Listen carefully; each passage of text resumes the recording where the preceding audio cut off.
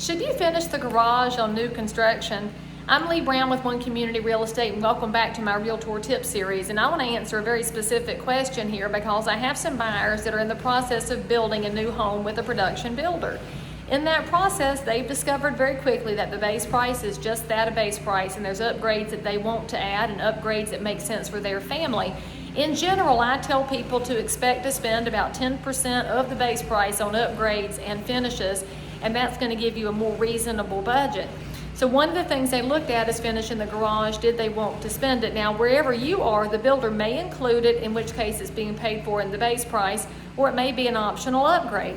So when somebody's buying a house in North Carolina, I can tell y'all there's 2 months that are coming, especially if you're from out of state, that are going to hit you hard, and that's July and August when it's hot and humid. And that's when we like to say it's not the heat, it's the humidity. Well, actually it's the heat and the humidity. And so that means if you plan to store things in your garage, finishing it will take some of that heat down a notch. And that's especially if you put your Christmas things in the garage, because we don't tend to do big attics unless your builder's doing that, and we don't have a lot of basements in North Carolina, and the ones we do have tend to be walkouts. So if you're going to put some shelving in here and do some really cool creative things, but you plan to store, definitely finish the garage. Now what you see in here is a typical finish job. There's insulation, drywall, and joint compound, and it doesn't look fancy or pretty, but that's where you friends can use your creative mind, and you can get that paint brushed out, get the kids involved, and you can paint it yourself. You could even install some trim molding and some quarter round to pretty it up, and then when I come back to sell it again one day, I'll say, oh, look how nice that is.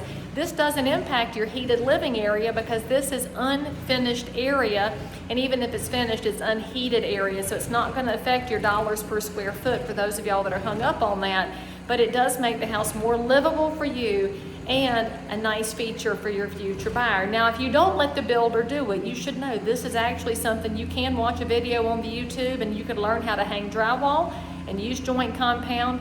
Always do your insulation first though, let's just be honest. It won't cost you that much. It is a great project to learn how to do, and again, because it's not in the heated living area, you don't even have to be perfect, and sometimes done is better than perfect. So it depends on you, depends on your use, depends on the time that you have and your ability to be handy. But long story short, this is another reason you own a realtor when you're buying a new home, because we'll walk with you through all these processes and help you learn where your money is wisely spent. So if you're looking to do a new or resale home anywhere in the greater Charlotte area, especially in Cabarrus County, give me a shout. I'd love to help walk you through the process. And spoiler alert, the builders love it when you bring a realtor because they know that we know things, and we love making the process smoother.